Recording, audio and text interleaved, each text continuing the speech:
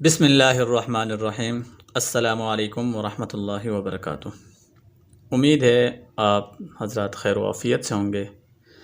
ایک مرتبہ پھر میں آپ حضرات کو روحانی عملیات چینل کی طرف سے خوش آمدید کہتا ہوں۔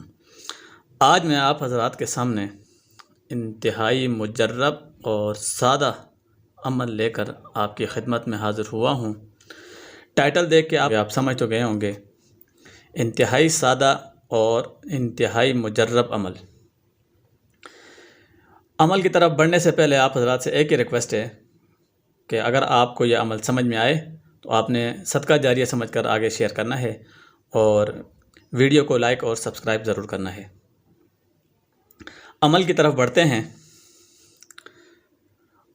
سب سے پہلے آپ نے عمل کس ٹائم کرنا ہے یہ آپ نے اپنے مائنڈ میں رکھنا ہے کہ عمل کو آپ نے مکروہ ٹائم میں نہیں کرنا۔ مکروہ ٹائم کون سا ہے؟ ایک جب سورج طلوع ہوتا ہے صبح کے وقت، اور دوسرا جب سورج غروب ہوتا ہے، یہ اور زوال کا ٹائم میں۔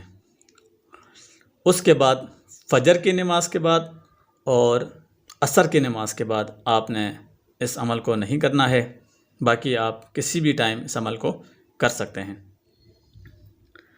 عمل کرنا کیسے ہے؟ آپ نے 2 رکعت نماز نفل صلاۃ الحاجت کی نیت کر لینی ہے۔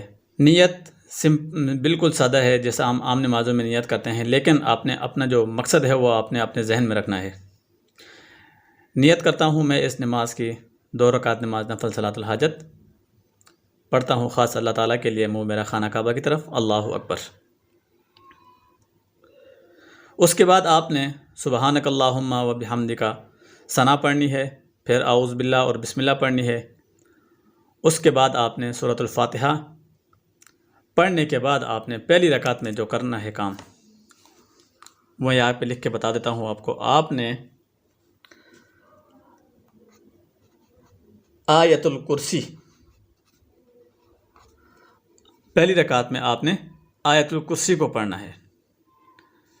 آیت الکرسی پڑھنے کے بعد آپ نے رکوع کرنا ہے، پھر اس کے بعد سجدہ، پھر جب آپ سجدے کے بعد دوسری رکعت کے لیے کھڑے ہوں گے، آپ نے ثنا کو نہیں پڑھنا، سبحانک اللہم و بحمدک یہ آپ نے نہیں پڑھنی، ڈائریکٹ آپ نے بسم اللہ پڑھنے کے بعد آپ نے سورہ فاتحہ پڑھنی ہے۔ اس کے بعد آپ دوسری رکعت میں آپ نے جو پڑھنا ہے وہ ہے سورۃ الاخلاص، یعنی کہ قل هو اللہ احد اللہ الصمد لم یلد ولم یولد ولم یکن لہ کفوا احد، اس سورت کو آپ نے پڑھنا ہے۔ اس طرح پھر آپ نے ترتیب سے نماز کو 2 رکعت نماز کو آپ نے مکمل کر لینی ہے۔ مکمل کرنے کے بعد اب آپ نے جو کرنا ہے وہ ہے نہایت اہم اور ضروری۔ آپ نے سلام پھیرنے کے بعد جگہ سے اٹھنا نہیں ہے، اسی جگہ میں بیٹھ کر آپ نے 11 مرتبہ درود ابراہیمی کو پڑھنا ہے۔ 11 مرتبہ درود ابراہیمی پڑھنے کے بعد اب آپ نے دوبارہ سے سورۃ الاخلاص 11 مرتبہ پڑھنی ہے۔ آپ نے 11 مرتبہ سورۃ الاخلاص، اول آخر درود شریف آپ نے 11 مرتبہ پڑھ لینے ہیں، اول آخر درود ابراہیمی، اول آخر درود ابراہیمی 11 مرتبہ۔ اس کے بعد آپ نے سورۃ الاخلاص کو 11 مرتبہ پڑھنا ہے۔ اب سورۃ الاخلاص کو 11 مرتبہ پڑھنے کے بعد آپ نے جو نہایت اہم جو آپ کام کرنا ہے وہ ہے سجدہ کرنا ہے۔ آپ کا جو مقصد ہے وہ آپ کے ذہن میں ہونا چاہیے۔ اب آپ نے سجدہ کرنے کے بعد شروع میں بھی دعا کرنے سے پہلے درود ابراہیمی پڑھنی ہے، پھر اس کے بعد اللہ تعالیٰ سے آپ نے گڑ گڑا کر آپ کی جو بھی حاجت ہے، آپ کی جو بھی حاجت ہے وہ آپ نے سجدے کی حالت میں اللہ سے گڑ گڑا کر اس حاجت کی التجا کرنی ہے، اور اس کے بعد پھر آپ نے دوبارہ سے درود ابراہیمی پڑھ کر اپنے دعا کا اختتام کرنا ہے جو کہ آپ نے سجدے کے حالت میں کی ہے۔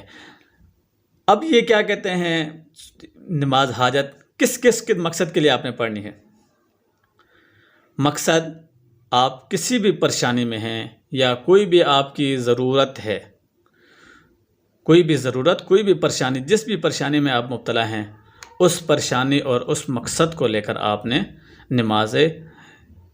نماز حاجت کی آپ نے نیت کرنی ہے۔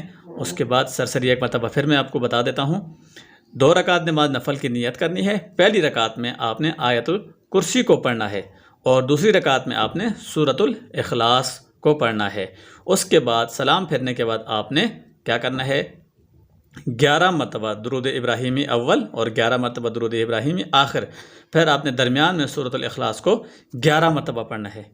11 مرتبہ پڑھیں گے، اس کے بعد آپ سجدے میں جا کر اول آخر درود شریف پڑھ کے دعا کریں گے تو انشاءاللہ ثم انشاءاللہ اللہ تعالیٰ اپنے محض فضل و کرم سے آپ کی حاجت اور آپ کی پریشانیوں کو فضل و کرم سے حل فرما دیں گے۔ تو امید ہے آپ کو یہ عمل سمجھ میں آ گیا ہوگا۔ اگر آپ کو یہ عمل سمجھ میں آ گیا ہے تو آپ نے ایک مرتبہ پھر آپ سے ریکویسٹ ہے کہ آپ نے ویڈیو کو لائک اور سبسکرائب ضرور کرنا ہے۔